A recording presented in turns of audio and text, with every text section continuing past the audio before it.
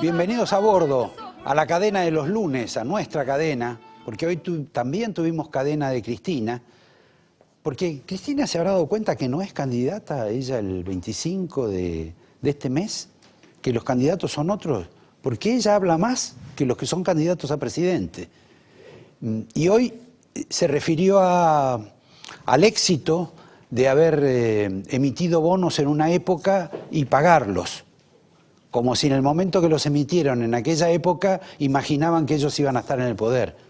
También dijo que muchas cuestiones las heredaron, que ellos no estaban, ellos estuvieron siempre, tanto ella como su marido, porque estuvieron en el gobierno de Menem, sobre todo con Domingo Cavallo, y después, como todo el mundo sabe, son hijos de Duhalde. No sé si fui claro. También esta semana hubo un debate light, tan light que nadie sabe por qué no fue Daniel Scioli. Y en el programa de hoy, al margen de invitados más que importantes, van a ser importantes lo que van a decir en el programa. Yo voy a ser Emil Solá y voy a hacer un jacuzzi sobre la señora Mónica López. Lo menos que corresponde, ¿no les parece? Pero volviendo al tema de que Cristina es la cuarta candidata, está actuando como cuarta candidata, como que ella va a ganar. En verdad, ella compite por dos territorios, por la provincia de Buenos Aires para que gane Aníbal Fernández y en Santa Cruz para que entre como diputado su hijo. Eso es lo que más le importa. Después, lo de Scioli es relativo. Y es tan relativo que basta ver la cara que tenía Scioli hoy al lado de Cristina cuando ella estaba entusiasmada, gritando, con una clac importante que la vitoreaba, y Scioli, a medida que pasaba el discurso de ella, estaba cada vez más taciturno. Cambiamos de tema. Vamos a una foto. En realidad, a 4 fotos. La foto de la estatua de Perón. A Perón le van a hacer una estatua, la van a inaugurar el próximo lunes. Este lunes, exactamente en la zona de la aduana, la va a bendecir Mauricio Macri, razón por la cual por ahí está pintada de amarillo. Extrañamente aparece Macri ahora con los peronistas. La pagó el Momo Venega y tiene una curiosidad de esta estatua. Tiene las manos. ¿Se acuerdan? Las manos que desaparecieron de Perón. Ese daño inexplicable que nadie aún puede encontrar una mínima luz, ni siquiera uno de los invitados que vamos a tener esta noche. Cambio de tema también, voy a hacerlo rápido porque hoy tenemos que darle espacio a los ganadores de las escuelas Pitman, a los triunfadores, a los que ganaron el sorteo, la licitación. Los grandes premios son los candidatos a presidentes, a vices, a diputados, que tienen el gran mérito de ser millonarios, de ser más millonarios de lo que dicen ser, y seguramente casi todos sin trabajar. Pero bueno, eso se los reservo para después. Antes voy a suspender el yo acuso sobre Mónica López. Vamos a hacer algo más simpático, más entretenido, y voy a pedirle al director una canción y un video sobre esta dama tan particular que salta de una casa a la otra con una facilidad extraordinaria y que en algún otro lugar, en otro nivel, en otro barrio, le colgarían un calificativo poco agradable. Veamos el video, la canción, el dibujo. No me gusta Scioli, no me gusta lo que hace.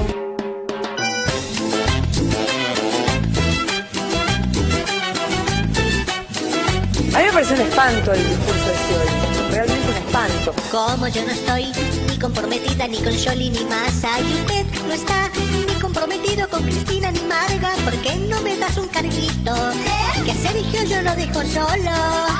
Como yo no estoy ni comprometida ni con Scioli ni Massa, y usted no está ni comprometido con Cristina ni nada, ¿por qué no me das un carguito?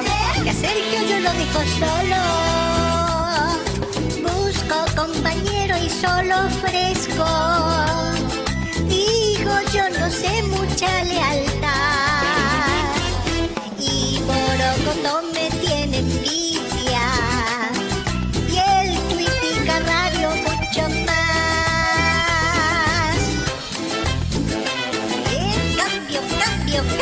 Cambio, borocoteando. Bueno, habrán visto que esta señora, quizá un poco en broma, la tomó la Solano Lima para hacerle esta canción.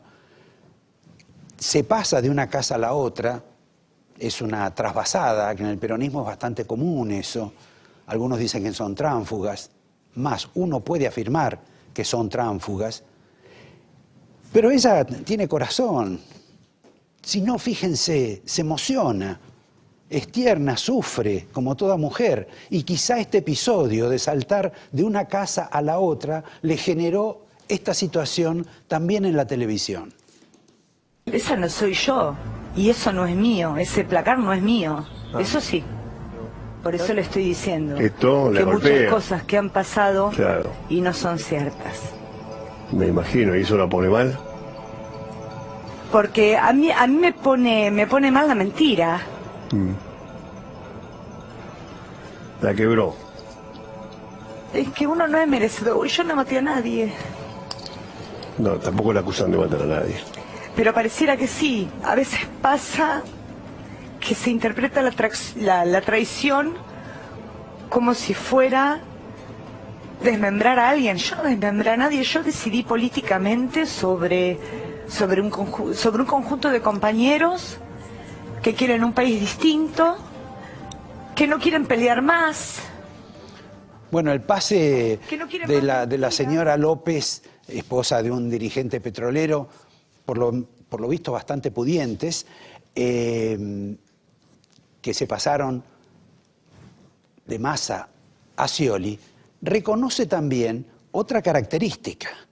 Ella viene de pasarse antes de Narváez a Massa, porque ella estaba con Francisco de Narváez. Y la curiosidad que de Narváez, que está ausente, no está ni siquiera en los lugares que solía frecuentar, y no vamos a investigar por qué, son varios los ex candidatos que estaban con de Narváez, que eran profundamente antigobierno y anticristina, y ahora están bajo el ala de Daniel Scioli.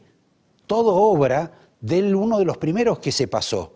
La mano derecha, el hombre que a veces llevaba el portafolio de Francisco de Narváez, el que lo tenía pegado a su lado y que se llamaba Gustavo Ferrari.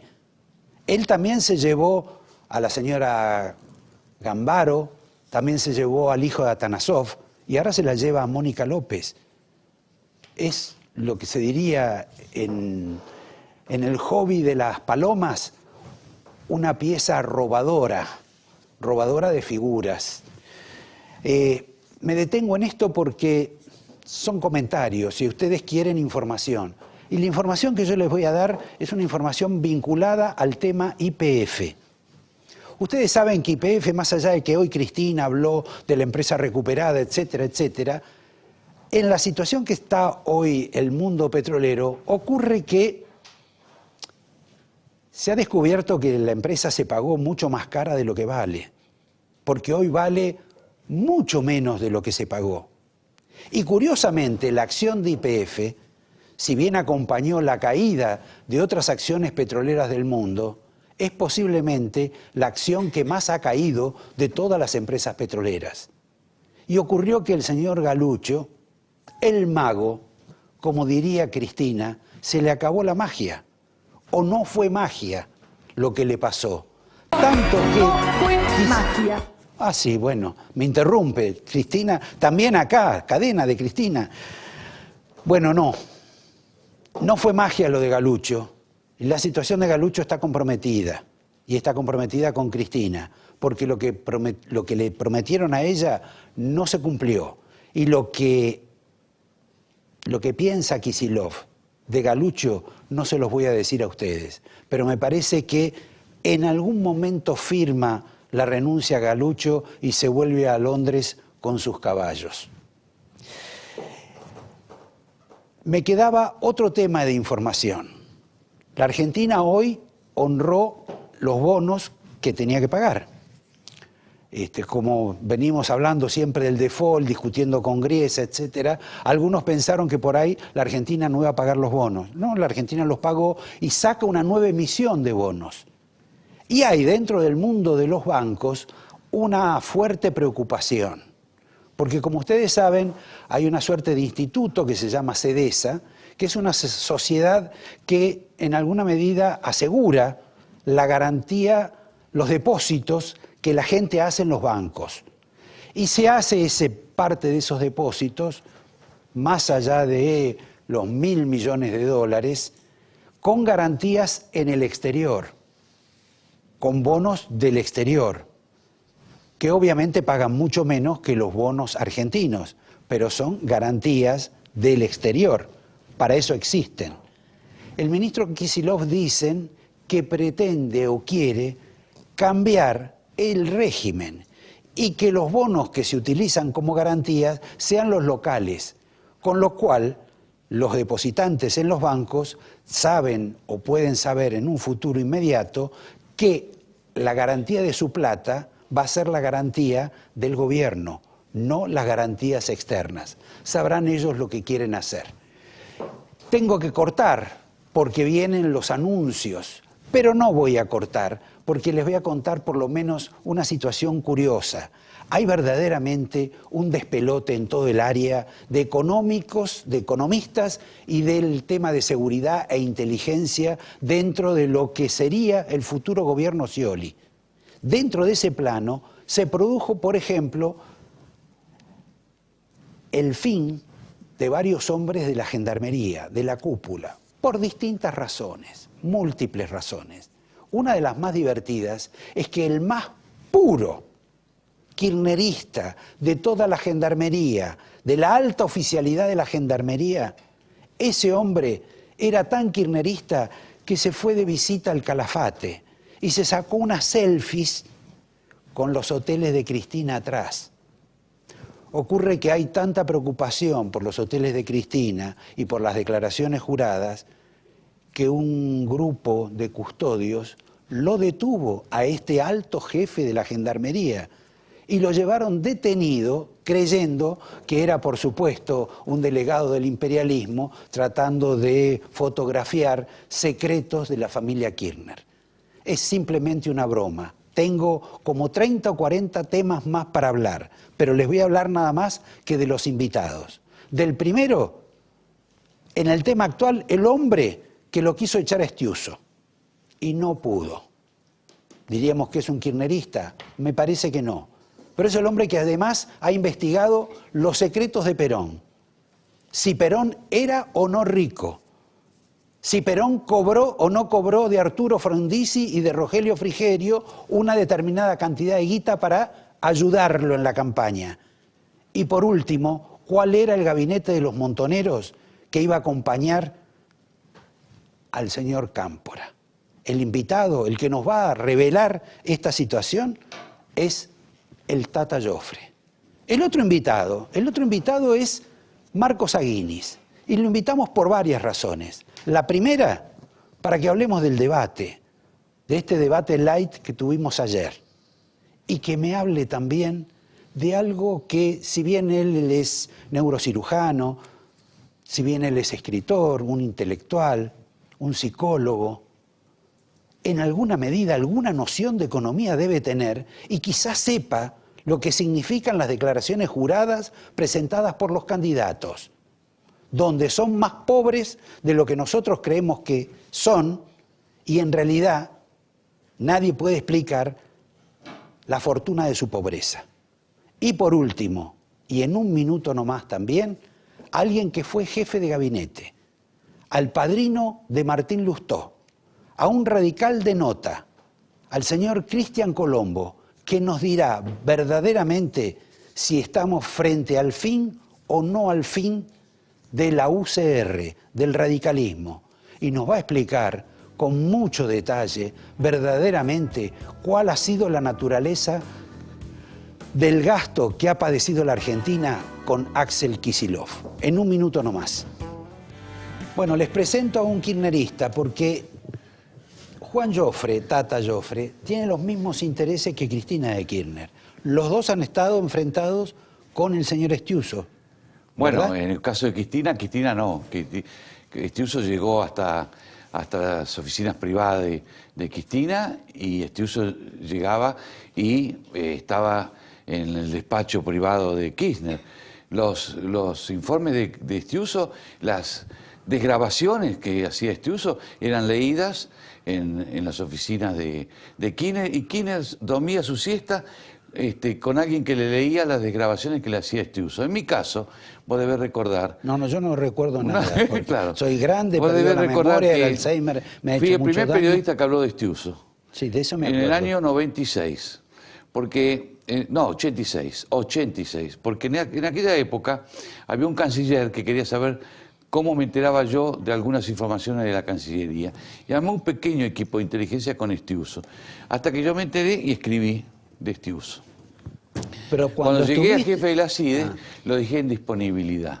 Así que el corto tiempo que estuvo en la CIDE no tuve nada que ver con Estiuso.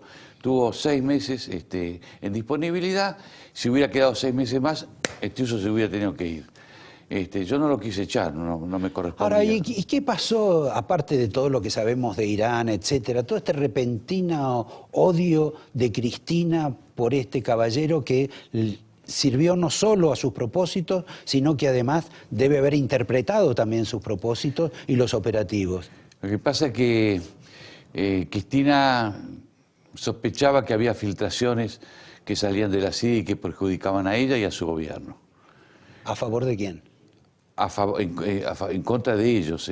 Estamos hablando de algunas investigaciones judiciales que se estaban realizando.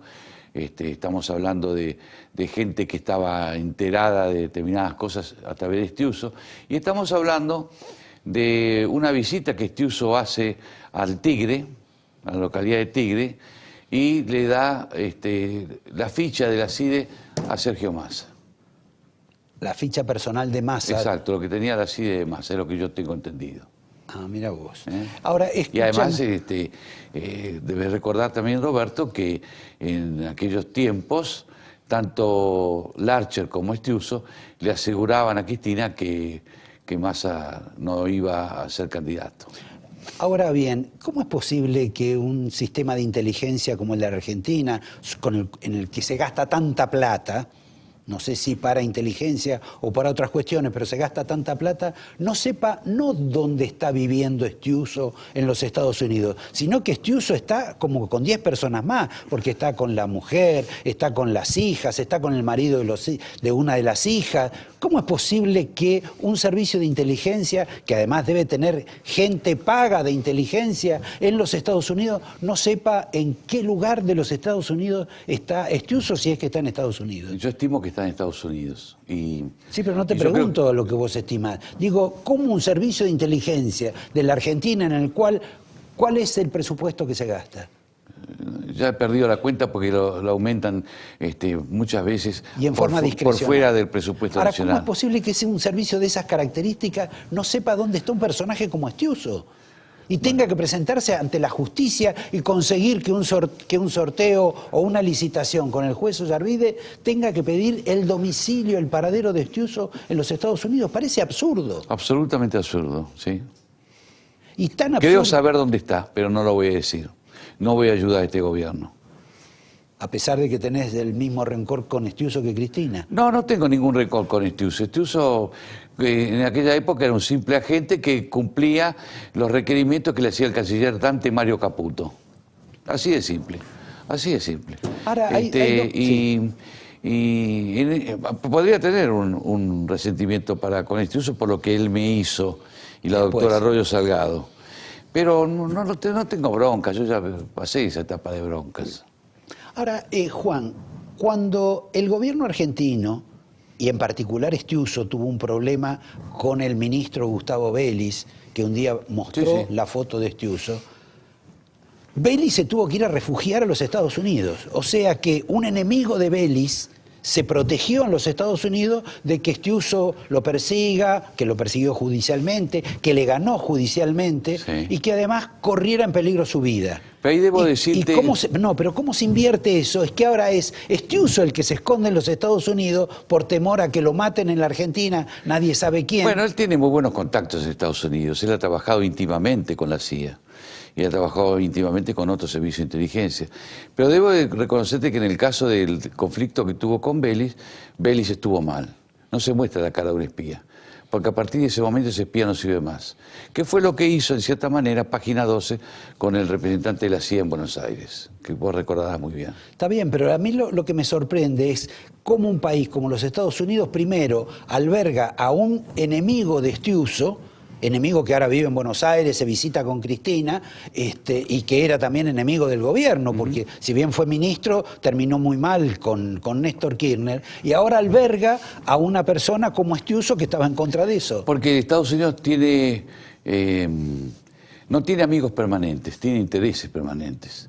En su momento lo molestaba el gobierno y lo protegió a Vélez. Y actualmente tiene un reconocimiento del gobierno americano y entonces lo protege a Estados Unidos. Y además a Estados Unidos no le interesa el gobierno de Cristina.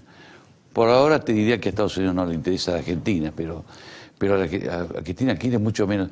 Entonces te diría que le molesta. En la mesa principal de Naciones Unidas, Cristina no estaba. Estaba la embajadora, la presidenta de Chile en su momento, ahí. Michelle Bachelet estaba en la mesa principal con Obama, el secretario de Naciones Unidas, Putin y otros más. Ahora de eso también voy a hablar después de un corte, pero antes del corte y de pasar al tema aparte de tu libro, Sí. a decir Perón realmente fue un gran ladrón y no lo supimos, o no era ladrón, si cobró de Frondizi, que todos sabemos que sí, pero vos lo investigaste. Cómo era el tema de los montoneros y quiénes eran los representantes de los montoneros en la etapa de Cámpora, y si todo eso tiene algo que ver con lo que está ocurriendo ahora. Pero antes de entrar a eso y antes del corte, la pregunta final, antes de completar. A Estiuso no lo buscan en Estados Unidos para mandarle un regalo. Lo buscan presuntamente para imputarle un delito. Sí. Ahora, vos que estuviste en la CIDE, ¿el delito lo puede cometer Estiuso dentro de la CIDE sin que lo sepa el mejor amigo y representante de Cristina de Kirchner al frente de la CIDE? Larcher. Y Casuriaga. Pero y Larcher también. Ese era de Néstor. El responsable es Bueno, pero los Casuriaga. dos eran jefes. Sí, de ¿Y por acuerdo. qué en lugar de averiguar la dirección y cargarle el delito a los que son verdaderamente los jefes, no se lo imputan a este personaje que es tan tenebroso como ellos y que seguramente es responsable, pero no entiendo cómo el juez desplaza las jerarquías? ¿Sabes por qué? No. Porque son dos ladrones. Y entre ladrones no se acusan. Vieron en el otro bloque que Joffre no era tan kirchnerista, aunque tiene el mismo adversario o enemigo. Pero hay otra curiosidad con Joffre. Siendo radical, ¿por qué te has especializado en Perón? Bueno, yo no soy radical. Yo Yo dejé te el conocí radicalismo, como- dejé el radicalismo hace bueno. muchos años. Estás como Mónica López. Me afilié en el año 74, Roberto. Y lo dejé, yo te diría que allá por el año 83. Le dije, hasta mañana, doctor, hasta mañana, Raúl, nunca lo tuteaba, hasta mañana, Raúl, no volví nunca más. No tiene nada que ver con el radicalismo. Bueno, No, ni bueno ni malo, ¿Y no qué te tengo nada que agarró ver. el amor por Perón? Bueno, pues no me agarra el amor por Perón. Yo analizo la década de 60 y 70, distintas instancias de esas décadas. Es mi vida, es nuestra vida, nuestra generación. Y el personaje más importante era Juan Domingo Perón, ¿o no? Bueno, para O alguna vos no has gente sí. escuchado hablar que Perón se llevó $1.000 millones. ¿Sabes ¿1.000? cuánto se llevó? 1.000. ¿El Es tesoro de falso, Perón? Es falso. Perón se fue con $70.000, que era una plata que le había regalado, es el fruto de una casa que le regaló Alberto Dodero en Montevideo. Y entre Paraguay, Panamá y Venezuela, Perón vivió en estado de leprosidad. Recibía con esos $70.000 de Ricardo Gayol $500 por mes. No es un testimonio solamente el que tengo yo. Están los documentos acá, Roberto. Después aparece Está bien, no, pero antes de después, tu amigo perdóname. Rogelio. Porque vos venís de una familia que no era precisamente peronista. No era ni peronista ni radical, era conservadora, Bueno, Partido Demócrata Nacional. Pero digamos que cuando ocurrió la llamada Libertadora, Sí, estaban más contentos que si hubiera ganado Perón. absolutamente. Bueno, ahora, esa revolución libertadora nos introdujo en la cabeza de que Perón era un mega millonario y que se había robado toda la Mi Argentina. padre nunca lo dijo. Mi padre no era un gorila. Mi padre va a hacer un discurso muy importante en el 53 frente al resto del Partido Demócrata de por qué había que ir a elecciones mientras Tito Aguirre Cámara se oponía. Mi padre va a decir que no está de acuerdo con las comisiones investigadoras. Lo va a decir en octubre del 55. Y yo tampoco estoy de acuerdo con lo que dice Sanz, que hay que sacar ahí una CONADEP de la corrupción. Tienen que ser los jueces. Denle plata a los jueces que investiguen. Basta de comisiones investigadoras, la del 55, la de la caída de Frondizi y la del proceso. Que como bien decía Paco Manrique, le dieron chapa de inocente a quien no lo eran. Los jueces, y que se reivindiquen los jueces frente a la sociedad, que es lo que bien dice Sergio Massa, que ha sido hasta ahora el más claro en cuanto al problema de la corrupción. Bueno, hasta determinado momento tenemos a un Perón, digamos, inobjetable en materia de honestidad, según vos. No, yo Vos- no digo inobjetable, se dijo de todo, de Perón, de todo, absolutamente de todo. Lo cierto es que a mí no me lo contaron, yo vi la casa donde vivía Perón en la ciudad de Panamá.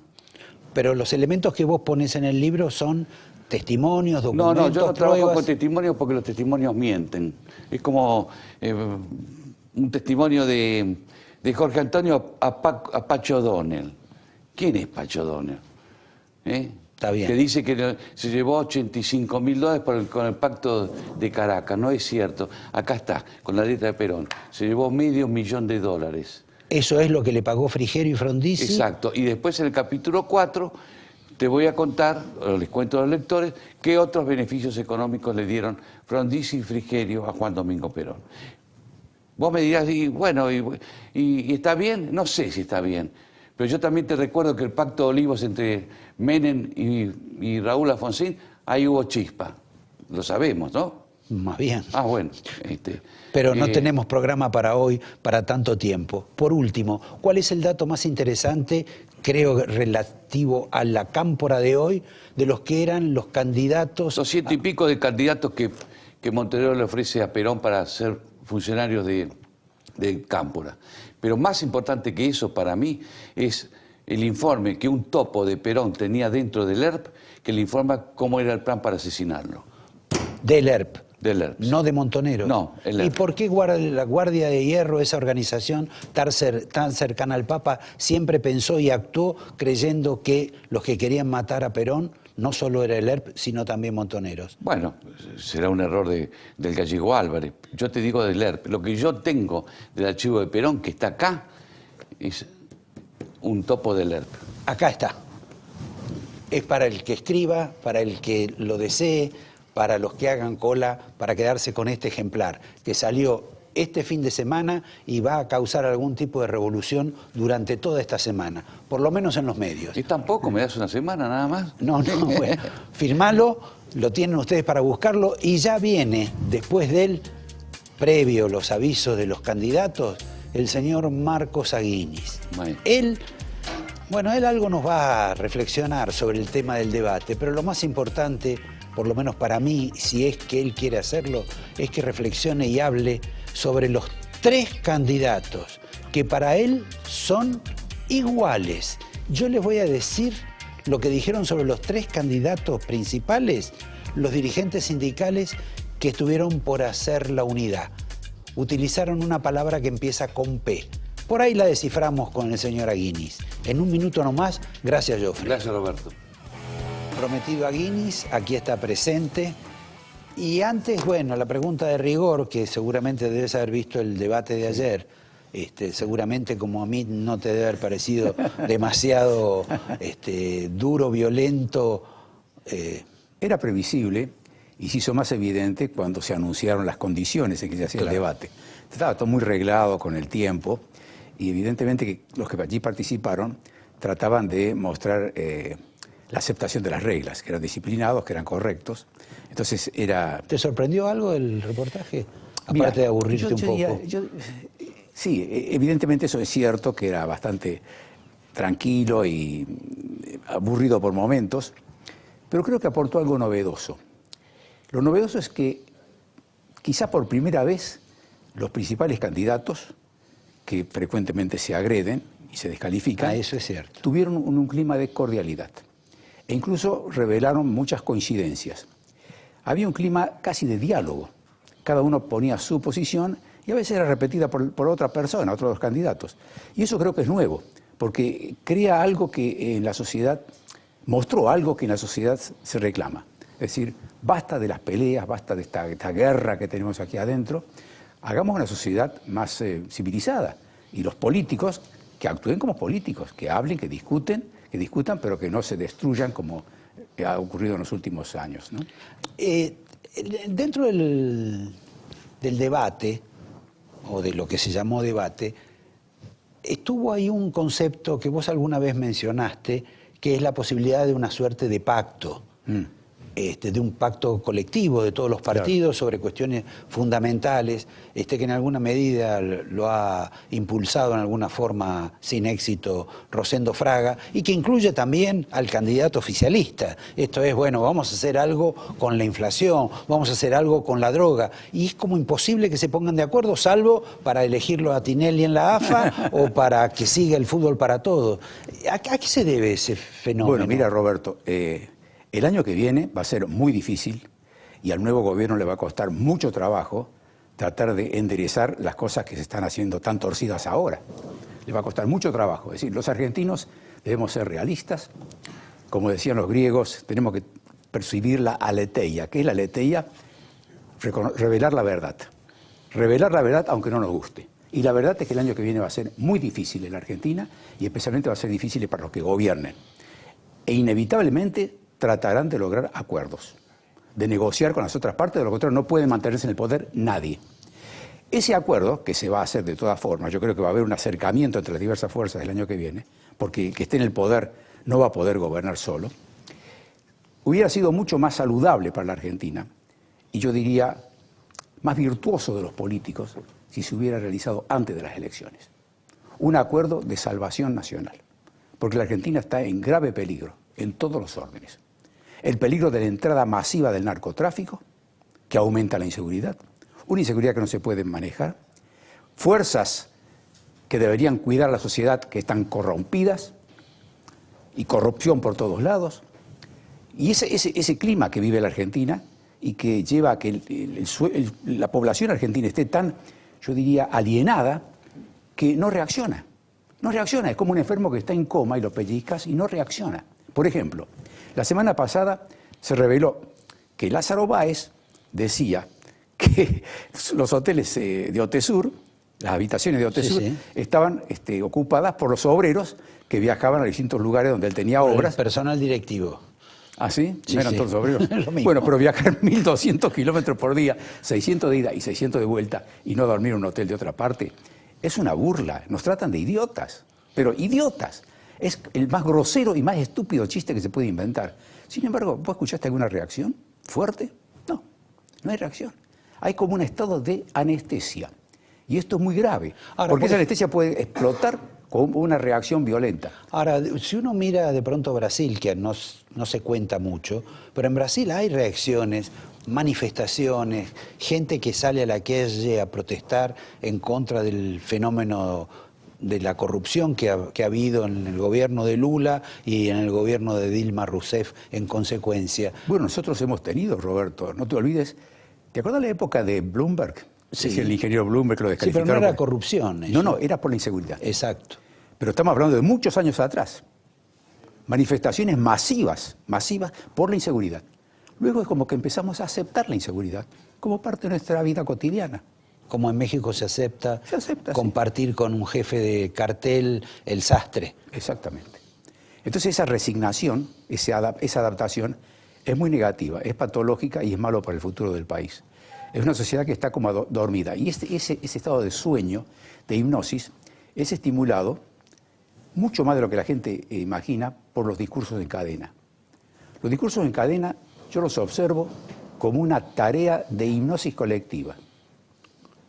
No me digas. Esto lo descubrió muy bien. Puede ser que sí. alguna gente la duerma, pero No, grita tanto, no, en el sentido que... de que lo aliena, Ah. que lo distorsiona, que le hace creer cosas que no son reales. El hipnotizado puede imaginar que está delante de un avestruz o de un elefante y lo cree y lo acepta.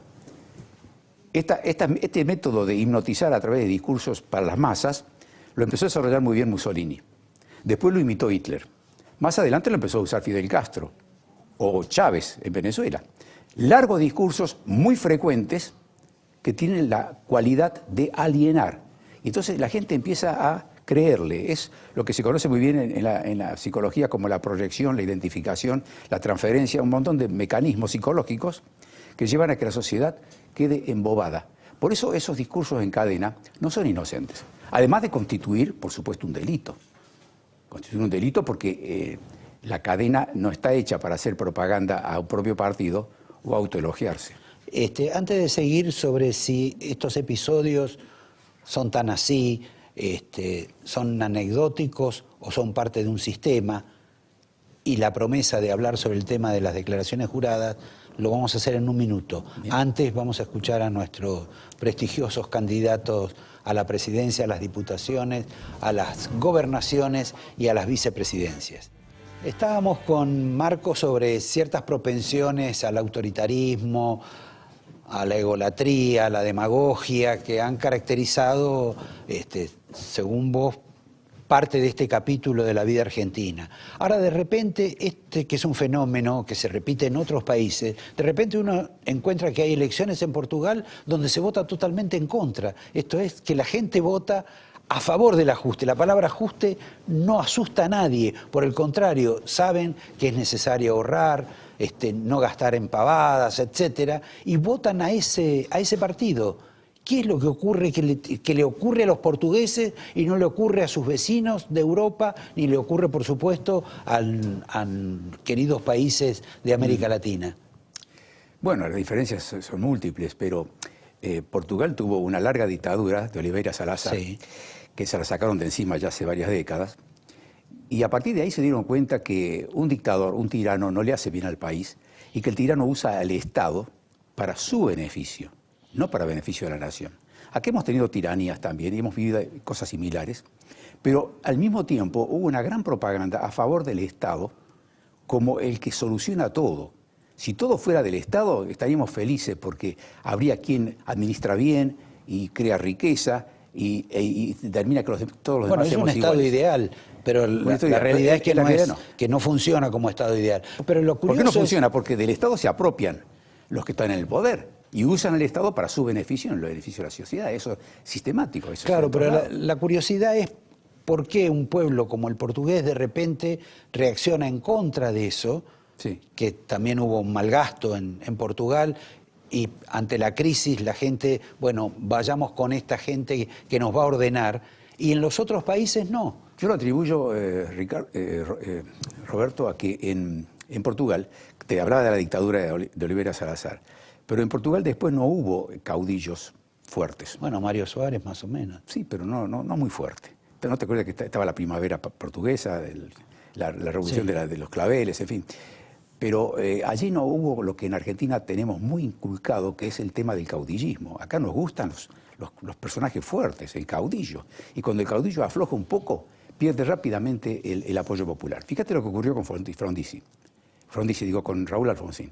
Raúl Alfonsín tenía cualidades políticas notables y se convirtió en un caudillo. Sí. Pero cuando empezó a aflojar, rápidamente empezó a decaer. Porque ante la sociedad perdió pero pasaron dos cosas también. Se quiso convertir en el eje de toda la sociedad argentina y mientras tanto se equivocaban económicamente y tuvieron malos precios internacionales, como suele ocurrir. Ahora, hay un verbo que a mí me parece que caracteriza a la administración kirchnerista, que es el verbo empoderar, ¿no? Que lo utiliza mucho la presidenta, lo utiliza mucho el grupo que la acompaña, sobre todo de los que parecen jóvenes.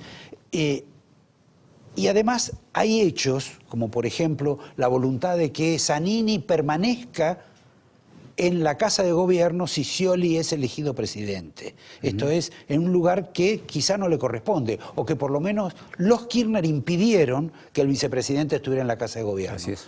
¿Esto qué refleja? Bueno, la palabra empoderar ya es muy reveladora. Exacto. Viene de la palabra... Bueno, por eso te estoy sirviendo el penal. Empoderar es una palabra compuesta, sacamos la EM, es poder. Exacto. Es poder. El poder es algo que fascina al kirchnerismo, que le da... Bueno, no solo al kirchnerismo. No solo al kirchnerismo, bueno, no quiero ampliarlo más allá, pero digamos, estamos hablando del kirchnerismo. En Santa Cruz, el poder que tenía Néstor Kirchner era muy grande y se adueñó de toda la provincia. Y cometió una serie de acciones muy, muy criticables, como por ejemplo mandar toda la plata de Santa Cruz a su nombre a Suiza.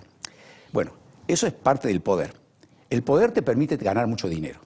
Y se gana mucho dinero para fortificar el poder. Por eso hay una fascinación con la palabra empoderar que tiene que ver con el poder.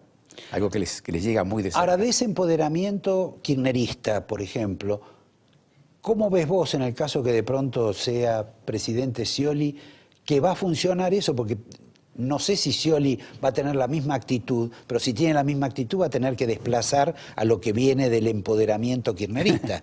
¿No es así? Es así. Bueno, en tu presentación vos mostraste a un Scioli taciturno y como molesto, porque la candidata a la presidenta parecía Cristina Kirchner ahí. Y un discurso que le molestó mucho. Después, una persona a quien Scioli parece que quiere designar de canciller en Estados Unidos dijo todo lo opuesto a lo que es la política de Cristina y de Timerman en política exterior. Y en materia económica. Y en materia económica. Entonces, aquí Scioli se va a encontrar con graves problemas. Ahora, como Scioli es un motonauta que sabe flotar, y lo ha demostrado, no solo flota estos últimos 12 años, viene flotando de antes, porque él empezó con Menem, ¿no? Y después siguió con Duhalde, y después siguió con los dos Kirchner. Y está, flota. Estuvo con Rodríguez Sá también. Y con Rodríguez Sá, esa semanita. Sí, y flota, se mantiene. Ahora, cuando tenga que tener el poder total, porque a la Argentina le gusta que tengan un poder total, bueno, hasta que llegue ese momento posiblemente va a pasar un tiempo. A mí me parece que es quizá posible. ¿Es factible que haya una repetición de fenómenos como el de en la época de los 70, cuando ocurrió el caso de un peronismo duro o complejo, o que se decía que era de derecha y otro peronismo que era de izquierda, que además tuvo niveles de violencia terribles, casi superiores en algún momento a lo que era con los militares? Así es. Es que el peronismo de ahora no es el mismo peronismo de antes. Paulatinamente el peronismo ha tenido transformaciones muy grandes. Ahora el peronismo, la sociedad también. Claro, el peronismo ya es casi un archipiélago en este momento. Tenés candidatos como Rodríguez Sá, que es peronista, obviamente. Sí. Y está Massa, que se sabe que es peronista o no es peronista, y está Scioli. De modo que está muy cambiada la cosa. Y cuando me preguntás sobre el gobierno de Scioli, la pregunta que se hace todos los argentinos, por lo menos los argentinos que se preocupan y tratan de analizar, es quién va a gobernar en serio. ¿Va a gobernar Scioli? ¿Va a gobernar Zanini? ¿Va a gobernar la Cámpora? ¿Quién va a ser el que va a manejar al país? A mí me parece que lo probable, en base a la historia, porque nosotros siempre razonamos fijándonos en el pasado. Nuestro presente es pasado, porque decimos una palabra, ya inmediatamente ya es pasado. Nosotros reflexionamos sobre el futuro en base a nuestras experiencias, conocimientos y proyecciones del pasado hacia el futuro. Entonces, uno dice, en el futuro, posiblemente, probablemente, Scioli, en el primer año, va a tratar de ser conciliador con todos, incluso con Cristina, incluso con Zanini, e ir acomodando las fichas. Si la cosa va bien, bueno, tendrá poder y hará otras cosas más. Pero en el primer año de gobierno de Scioli, las cosas van a ser muy difíciles. ¿Eso es lucubración personal o alguien que te dio un dato? Es personal. No consulto con magos ni adivinos. Bueno, dame el libro que le vamos a regalar a la gente. Bueno, y les digo que nos quedamos, este es para ustedes, es el libro sobre Evita que escribió Marcos, y nos quedó colgada la pregunta sobre su opinión sobre las declaraciones juradas de los candidatos, que lamentablemente nos llevaría a otro programa. Con Cristian Colombo vamos a tratar de develar un enigma. No saber si el ministro Kicillof y la presidenta ven una misma película siempre, sino si tienen un cine propio, porque donde pasan además las mismas películas. Porque el ministro acaba de decir que en la Argentina hay crecimiento, que en la Argentina no hay pérdida de empleo y que tampoco hay excesivo es el gasto. ¿Vos tenés alguna explicación psicológica por un lado y económica para rebatir eso? Discutir el estado psicológico hoy de la presidenta o del ministro de Economía, tan pocos días que faltan para cumplir su gestión, me parece una tarea. Bueno, que pero no... vos también tuviste tu etapa esa que te debe haber afectado psicológicamente, ¿no? Pero yo creo que la economía no está creciendo, tiene un pequeño rebote tras la caída del año anterior, no está en un proceso sostenido de crecimiento, y es cierto, a lo mejor para seguir el orden de, como vos dijiste, que el nivel de empleo no se ha deteriorado en el sector privado, no se han creado nuevos empleos en el sector privado. Pero no estamos hablando del mes pasado, estamos hablando del año pasado, del anterior año y del otro. En los últimos años. Se ha subido bastante el empleo del sector público. Ahora vamos a ver algunas cifras. Lo que yo no coincido es que no estamos gastando. Realmente hace un año creo que estuve en este programa y hablamos del tema del gasto, y yo creo que la fiesta del gasto sigue. Para alcohólicos como los argentinos, no o anónimos, para gastomaníacos como los argentinos. Entonces, veamos periodos largos para no achacarle todo a este gobierno. Desde el año 2000 al año 2014, el gasto en la nación creció el 161%. En la ciudad de Buenos Aires el 115%. En Entre Ríos el 138%. En Córdoba el 95%. En Mendoza el 85%. Esto en términos de moneda del año de 2014 ajustado por inflación. Esto está por encima de la tasa de crecimiento de largo plazo y es un proceso que en general se ha acelerado en el periodo 2008-2014. Entonces, en todas las regiones, medido per cápita, medido de cualquier manera, hoy per cápita un ciudadano en la Argentina recibe 25.297 pesos más de gasto público. Lo que vos estás diciendo es que tanto Cristina como Scioli, como Macri, son gastadores seriales. Mira, yo creo que los argentinos somos gastadores seriales. No, no me veo. A mí todo el mundo dice que soy un tacaño. No, pero vos viajás afuera, gastás en turismo. Es decir... y no corresponde eso. Acá, sí corresponde. El tema compro es cuál es te compro costo, chocolates y te molestás por eso. ¿Cuál es el costo que pagás por eso? Yo te diría que somos todos gastomaníacos. Lo que se nota desde el año 2000 al 2014, que la provincia inviable, como dice Jorge Asís, que es la provincia de Buenos Aires, es la que menos ha crecido en el nivel de gasto, y si uno observa el periodo 2008-2014, es cierto que el gobernador Scioli ha debido ajustar su nivel de gasto mucho porque no fue financiado por la nación. Exactamente. O sea que, entonces vos tenés que así se aprende.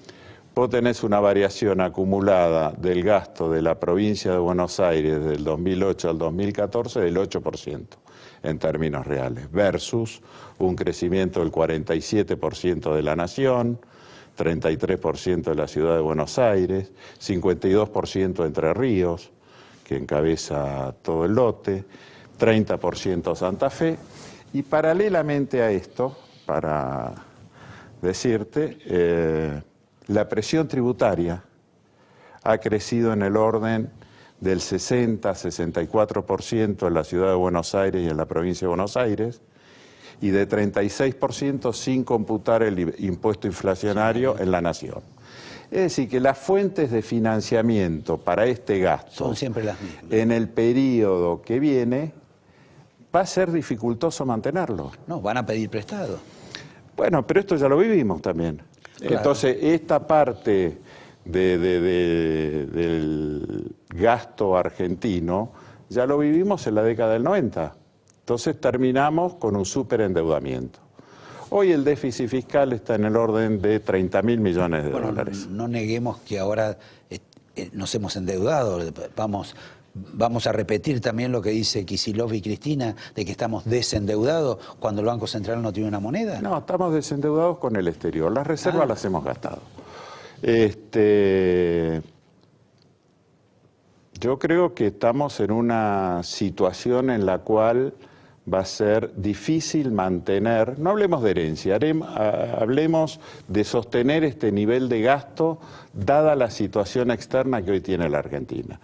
Hoy, para la Argentina, financiar consistentemente durante 5 o 10 años un déficit fiscal de 30.000 millones de dólares anuales es casi imposible de sostener. Entonces creo que vamos a tener que ir... O sea que es una especie de... Lo que tenemos ahora es una especie de suicidio en plazos. Lo que tenemos ahora es una situación que hay que afrontar. Yo creo, para ponértelo en un ejemplo simple, yo creo que los argentinos hemos vivido una fiesta, hemos consumido todo el alcohol que había en la fiesta, le hemos pedido a los vecinos también el alcohol que tenían en sus bodegas. Digamos que también y ahora estamos esperando algunas sustancias. Sí, estamos esperando que venga el próximo presidente y que nos diga si nos va a llevar a otro lugar donde hay otra fiesta para seguir consumiendo, llámese endeudamiento, llámese seguir emitiendo, llámese más inflación, o si va a venir un presidente que nos va a decir que lo que tenemos que hacer es irnos en un taxi o en un remis y no manejar, o nos lleva él a nuestras casas y al día siguiente nos lleva un médico para ver cómo disminuimos nuestro consumo para ver esto. En el medio está una sociedad que está cómoda, porque hemos estado en una fiesta. Entonces hemos consumido mucho, tenemos un nivel de empleo que es casi pleno empleo. El Estado banca todo. El Estado ha bancado todo, nos ha subsidiado, y yo creo que esa situación, dada los precios internacionales y la restricción externa, no es explosiva, es manejable, pero requiere que pongamos la lupa donde están los problemas. Un problema no sencillo de resolver, porque el 35% del gasto público es un gasto previsional. Entonces tenemos que ver qué hacemos con los jubilados que tienen una ley que hay que cumplirle, que tiene un problema que lleva un arrastre inflacionario, es decir, que si el próximo gobierno quiere bajar la inflación, el gasto previsional se va a indexar por la inflación de este año, no por la inflación que plantea el gobierno, porque el 20% es gasto salarial y gasto de mantenimiento del Estado. Bueno, tenés subsidios, ¿no? Y después tenés 20% de subsidios, con los problemas que esto trae aparejado, que creo que es el único elemento que tenés como para operarlo con cuidado, porque hay sectores que claramente desprotegidos que necesitan esto. Pero lo que me parece contradictorio es que este año Argentina va a gastar entre turismo y la compra del dólar ahorro 15.000 millones de dólares. Bueno, pero por eso nadie parece que va a ir preso en la Argentina. Ahora, me habilita todo esto a hacerte una pregunta, más allá de que digas que Cristina es una fiestera y que Daniel Scioli es un nombre ahorrativo, con lo cual mucha gente va a pensar, y algunos lo dicen, que es como que te pusiste las banderas de Scioli. La verdad, hoy como radical, no veo pasión por la sociedad con Mauricio Macri de los radicales, y en el caso tuyo tampoco. No es un problema de pasión. Yo creo que el radicalismo hizo las cosas prolijas ante la ausencia de un liderazgo, claro, o para ponerlo de otra manera,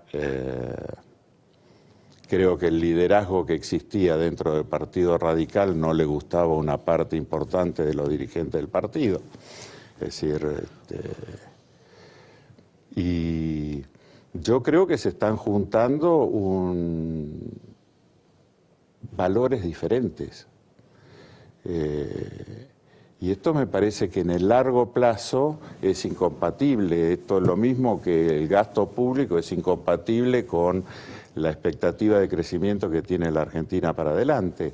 Y a mí me parece que en el largo plazo los valores que representa el PRO y los valores que representa el radicalismo, más allá de lo que quieran los dirigentes, son incompatibles. Ahora, perdóname, porque uno más o menos los valores, los sueños, ciertos fundamentos de vida que ha tenido el radicalismo, medianamente uno los conoce. Ahora, yo no tengo tan en claro cuáles son los del PRO. ¿Vos sí? No, yo no tengo en claro cuál es lo del PRO. A mí me parece que para la política argentina la irrupción del PRO fue muy positiva. Porque yo creo que la estabilidad democrática de la Argentina necesitaba la presencia de un partido de derecha, si querés llamarlo así, que defendiera esas banderas. Yo creo que no son las banderas históricas, tradicionales del radicalismo, y que esto es más que nada una alianza coyuntural o una alianza electoral, pero que en el largo plazo va a tener sus problemas.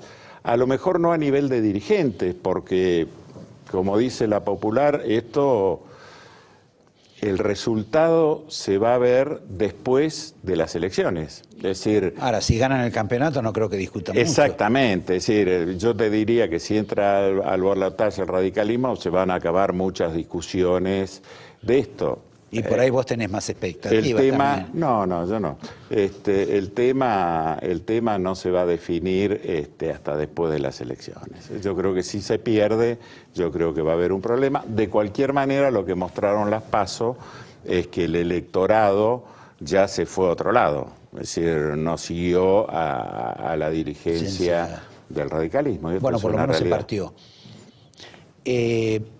Confiando en que se te renueve tu expectativa partidaria, y antes de darte el angelito, vos todos los días te sentás en un despacho donde del otro lado, enfrente, está Martín Lustó.